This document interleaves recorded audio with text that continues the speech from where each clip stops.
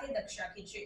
સમાચારમાં વાત કરીએ તો રાહુલ ગાંધી અને અખિલેશ યાદવની પ્રયાગરાજમાં આયોજિત સંયુક્ત રેલીમાં હોબાળો મચ્યો હોવાની માહિતી સપાટી પર આવી છે। પ્રયાગરાજમાં રાહુલ ગાંધી અને અખિલેશ યાદવની સંયુક્ત રેલીમાં હોબાળો મચ્યો હતો। રાહુલ અખિલેશ સ્ટેજ પર પહોંચતા જ સમર્થકો બેકાબૂ થઈ ગયા હતા। તેઓએ સુરક્ષા કોર્ડન તોડી નાખ્યું। તેઓ સ્ટેજ તરફ જવા લાગ્યા, જ્યારે પોલીસે તેમને રોકવાનો પ્રયાસ કર્યો તો ધક્કામુક્કી કરી હતી। પોલીસે લાઠીચાર્જ શરૂ કરતા ત્યાં નાસભાગ જેવી સ્થિતિ સર્જાઈ ગઈ હતી, ત્યારે ઘણા સમર્થકો ઘાયલ થયા હતા। સ્થિતિ એવી બની કે મંચ પર બેઠેલા અખિલેશે સમર્થકોને શાંત રહેવાની અપીલ કરી, પરંતુ સમર્થકોએ તેમની વાત સાંભળી ન હતી।